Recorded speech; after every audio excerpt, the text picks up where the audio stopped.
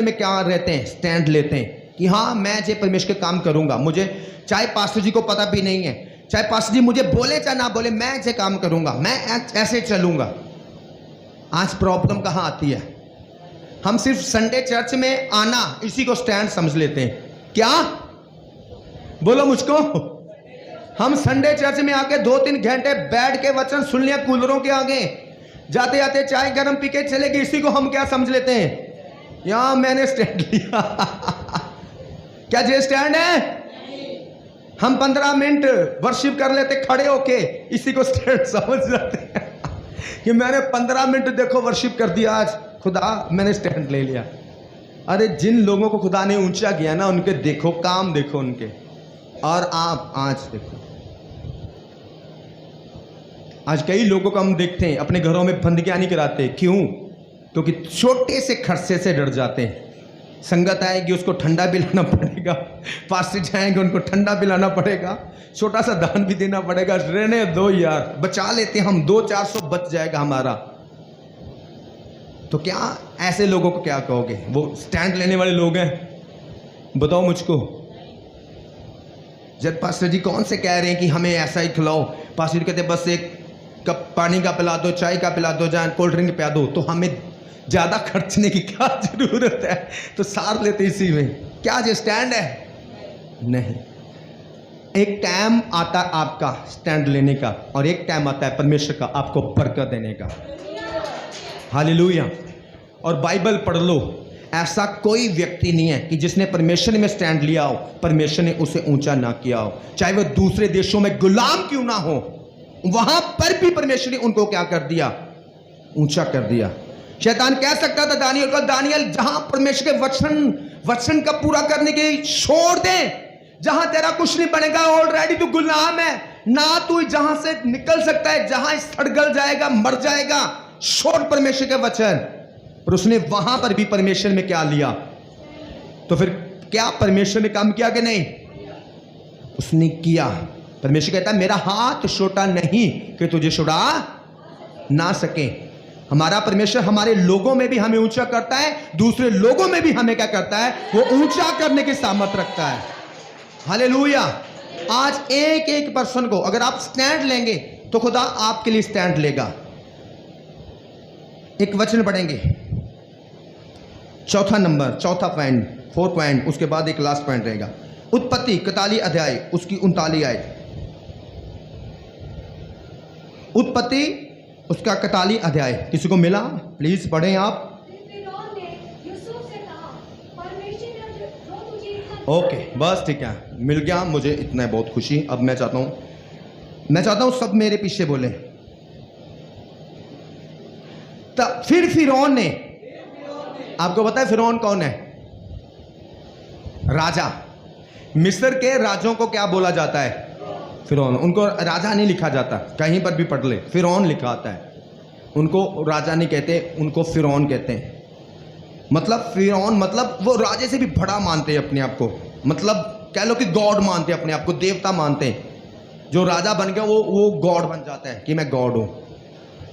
इसलिए मैं एक दिन वीडियो देख रहा था, तो वहां पर लिखा है हजारों साल की लोगों की डेड बॉडी वहां पर आज भी पड़ी है, जो ऐसे ही है, कोई गली सड़ी नहीं, ऐसे डेड बॉडी।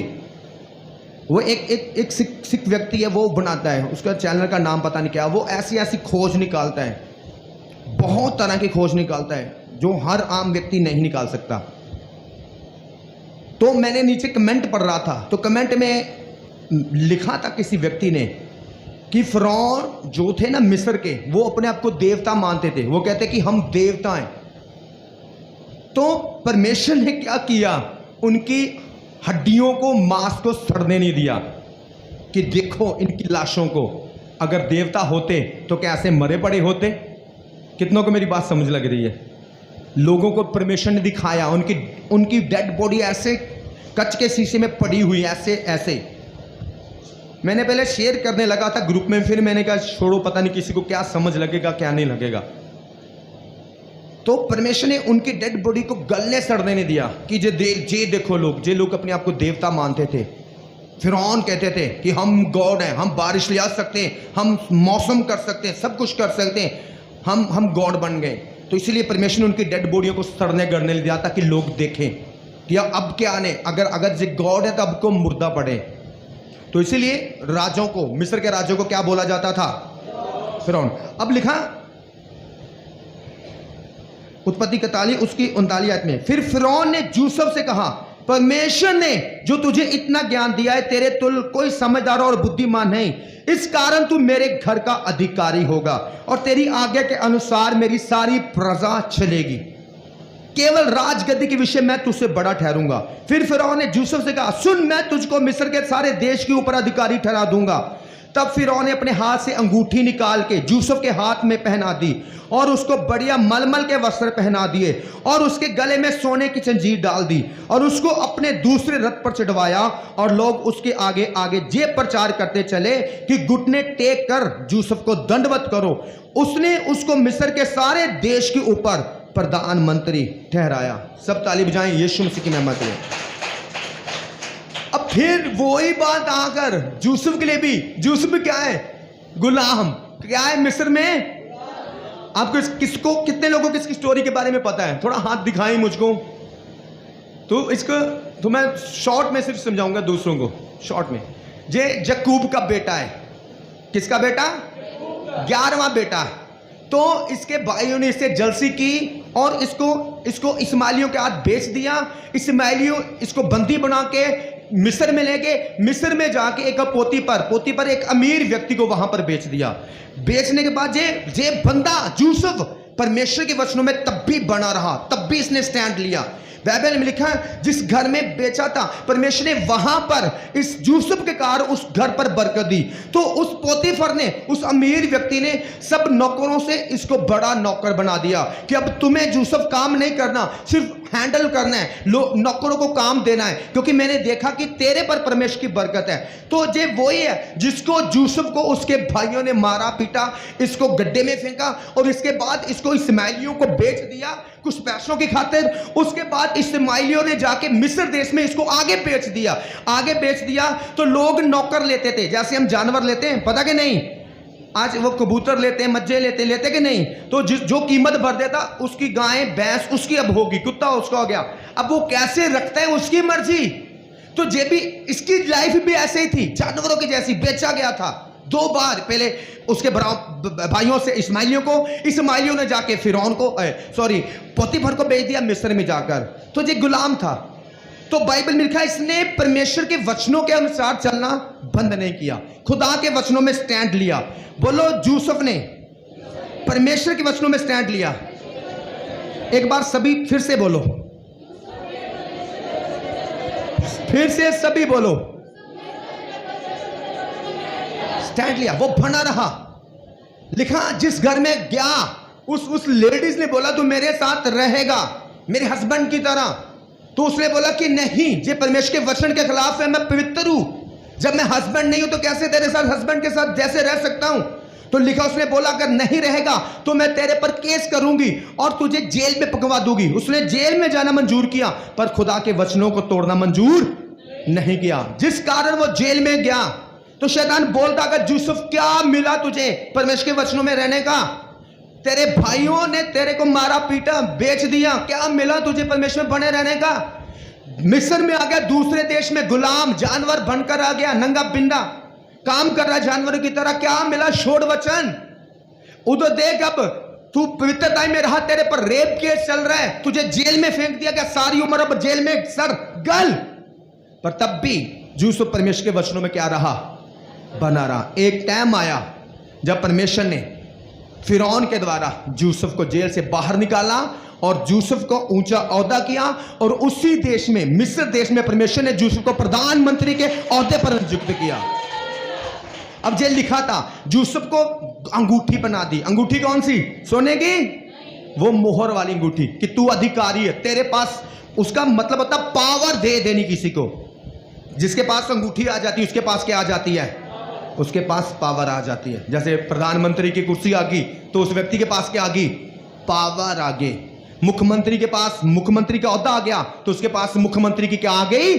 पावर आ गई। तो जे यूसुफ के पास पावर थी, क्योंकि हमारा परमेश्वर कहीं पर भी हर किसी व्यक्ति को भी ऊंचा कर सकता है। सिर्फ कारण क्या है, हमें परमेश्वर के वचनों में स्टैंड लेना होगा। कितनों को समझ आ रही है? हालेलुया। तो जे वो लोग थे जिन्होंने स्टैंड लिया।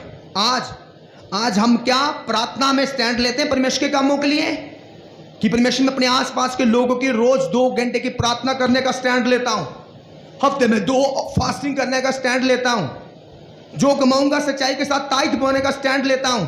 चर्च में अगर कोई जरूरत दिखी तो बिना पास्टर से पूछे मैं उस चीज को करने का स्टैंड लेता हूं। रूहों को परमेश्वर के घर में लेकर आने का स्टैंड लेता हूं। परमेश्वर के घर में कोई ड्यूटी करने का स्टैंड लेता हूं। तो जब आपके पास कोई स्टैंड ही नहीं है तो कोई तो रीजन चाहिए खुदा को आपको ऊंचा करने का। कैसे फोकट में ही सब कुछ हो जाता है? बोलो मुझको, कोई तो रीजन दो खुदा को कि वो आपको ऊंचा करे। कोई तो रीजन बताओ कि परमेश्वर ये रीजन है मेरे पास, तो इस रीजन के कारण मुझे ऊंचा कर सकता है। अरे जूस ऑफ दानियल जो मैंने अभी पढ़ाया, सालों साल परीक्षाएं चली, दिखाया इन्होंने कि उनका स्टैंड झूठा नहीं है, मतलबी नहीं है। एक पल का स्टैंड दूसरे दिन तोड़ दिया, आज का स्टैंड कल को मुश्किल ही तोड़ दिया। वो वाले लोग नहीं थे, वो रियल खुदा के वचनों के अनुसार चलने वाले लोग थे। तो क्या आप सब नहीं बन सकते? सही तरीके से बैठ जाए, बताओ मुझको। आज हम चाहते हैं भाई साहब दीदी भाई साहब चर्च 1 बजे आमीन हो जाना चाहिए, मुझे घर पे जाना होता है। अरे आप तो चर्च अपने इशारों पर चलाने वाले बन रहे हो। आपको तो चर्च भी छोटी सी खुदा की वर्शिप करने का टाइम भी 9 से 1 तक आप चर्च में आना भी नहीं सोच रहे। आप कहने बस हम चर्च में जाएं, हम दुख दर्द सुनाएं, चाय पकौड़े खाओ हमें, हम अब घर चले। क्या ये स्टैंड है? क्या परमेश्वर के साथ चलना है? कितने लोगों ने आज जाना है कि हम कैसे चलना है खुदा के साथ? अरे लोग मुश्किल, अरे जे तो जो हम जिसको बोल देते यार ताइथ बो दिया हमने, तो बड़ा काम कर दिया, और संडे चर्च में आगे बड़ा काम कर दिया। बरकतें चाहिए 100 की 100 और कर्म चाहिए 1 भी नहीं। क्या वो तकड़ी बराबर आएगी? जब दुकानदार के पास जाते हो तराजू होता कि नहीं? जब तक तराजू बराबर नहीं होता क्या दुकानदार सामान दे देता आपको? बताओ मुझको। वो कहता भी नहीं भाई। जब तक पैसे बराबर ना दें तो क्या वो सामान हमको दे देता? 1000 रुपए का सामान निकाल लिया और हम कहें भाई 500 ले ले, तो क्या वो दे देगा? 600 ले ले, दे देगा? वो कहेगा पूरे पैसे चाहिए, 1 रुपया भी कम नहीं। तो मसीह में आके क्या नाटक भरी जिंदगी जीना शुरू कर दिया लोगों ने। चलना अपनी मर्जी से, सब कुछ अपनी मर्जी से। अगर बारिश आ गई तो चर्च नहीं आएंगे। अरे 2 महीने बारिशें चलेंगी तो फिर 2 महीने तो वेस्ट गए। 2 महीने तो ज्यादा ठंड रहेगी, 2 महीने फिर वेस्ट गए। 2 महीने ज्यादा गर्मी रहेगी, 2 महीने फिर वेस्ट गए। तो 6 महीने क्या हो गए उस व्यक्ति के? वेस्ट। कैसा भी माहौल क्यों ना हो, खुदा में बने रहो। कैसी भी प्रॉब्लम क्यों ना आए, शैतान कहीं से भी प्रॉब्लम क्यों क्रिएट ना करे, खुदा में 1 इंच भी अपने आप को पीछे मत करो। तो देखना हमारा खुदा क्या है? जीवत। क्या है? क्या है? अभी आवाज नहीं आ रही। जीवत है। तो वो क्या काम करता है कि नहीं? आज उसके काम दुनिया में दिख रहे हैं कि नहीं? क्या कोई मुर्दा व्यक्ति काम कर सकता है? तो फिर पता है जीवत है, तो फिर हम क्यों पीछे रहते हैं? हम चर्च में आते हैं, जैसे प्रेयर हुई भागने की करते हैं। अरे कोई ड्यूटी ले लो चर्च में यार, ये हम चर्च की जो सेवा करके जाएंगे। क्या लाइफ चेंज करने की जरूरत नहीं है? बताओ मुझको। कितने कहते हैं? जितने कहते हैं कि मुझे तो चेंज करने की जरूरत नहीं, मैं तो बिल्कुल परफेक्ट हूं, वो अपना हाथ दिखा दो कि भाई मैं तो एकदम यूसुफ की तरह चल रहा हूं, मैं तो एकदम दानियल की तरह, चाहे शेर में पिंजरे में डाल दो, मैं तो खुदा में इतना बड़ा हूं। अरे दिहाड़ी कम पड़ जाए ना, 500 पड़ती थी 250 पड़ जाए, ऐसे लोग भी हैं जो खुदा में कमजोर हो जाते हैं। ये और हमारा तो काम नहीं चल रहा पास्टर जी। हालेलुया। पिछले दिनों में मैंने किसी को पूछा, आप चर्च नहीं आ रहे? वो कहते हमारे तंगी बड़ी आ गई जी। तो मैंने कहा क्या खुदा जिम्मेवार है तंगी का? कहते नहीं। मैंने कहा कमेटियाँ कितनी डाली? कहते इतनी। मैं कि कितने महीने के निकालते हो? कहते जी 15-18 हज़ार हर महीने निकालते हैं। तो फिर घर में तो तंगी आएगी यार। 18,000 15,000 सेविंग कर रहे हो। मैंने कहा मैं 1,000 भी सेविंग नहीं कर रहा महीने की, 1,000 भी। अंकल जी भी नहीं करते। जो आता है खुदा के कामों के लिए बोते, बाकी खाते पीते कपड़े पाते हैं। अरे तुम 15,000 की कह रहे सेविंग कर रहे हर महीने और कह रहे तंगी आ गई है। तो हम तो 1,000 भी सेविंग नहीं कर रहे भाई, 1,000 भी। अकाउंट देख लो ऐसे ही है पड़े, आते जाते आते जाते बस। तो तुम तब भी तंगी कह रहे हो, तो क्या जे खुदा के साथ चलना है? बताओ मुझको। इसलिए मैं लोगों को पहले भी कहता था कि उतनियां कमेटियां डालो जिसमें तुम खुदा के साथ आसानी से चल सको, कहीं शैतान ना फायदा उठाए। बाद में एतवार के दिन भी दिहाड़ी पर जा रहे हो, काम पर जा रहे हो कि वो कमेटी भरनी है, कुछ 500-700 ले आओ। तो इसीलिए बाइबल कहती लालची व्यक्ति परमेश्वर के राज्य में प्रवेश नहीं कर सकता। जहां तो परमेश्वर के साथ जी लो, तो जब पैसा जोड़ने वाला काम करना शुरू कर दो। इसे लिखा है एक व्यक्ति 2 स्वामियों की सेवा नहीं कर सकता। जहां तो वो परमेश्वर की सेवा करेगा, तो जहां वो पैसे की सेवा करेगा। आप किसी सेवा कर रहे हो? जो कहते हैं परमेश्वर के, अपना हाथ दिखा के बोलो, मेरी ओर देखकर बोलो, किसकी सेवा कर रहे हो? तो पैसे की कौन कर रहा है? पैसे की कौन कर रहा है वो बताओ मुझको। कौन कहता हमारे तंगियां चल रही हैं? अरे 10-10 15-15 हज़ार कमेटी डालकर सेविंग चल रही तुम्हारी यार, तब भी कह रहे हो। सोनू कितनी सेविंग कर लेता महीने की? ब्रदर सोनी कितनी सेविंग कर लेते हो? अंकल जी कितनी सेविंग? काजल सीटर कितनी सेविंग कर लेते हो? कितनी? तो फिर भी आप भी क्यों आ रहे हो चर्च? अब तो कोई सेविंग नहीं कर रहे हो। तो बोलो परमेश्वर सेविंग होगी फिर आएंगे। हमारी सेविंग करा।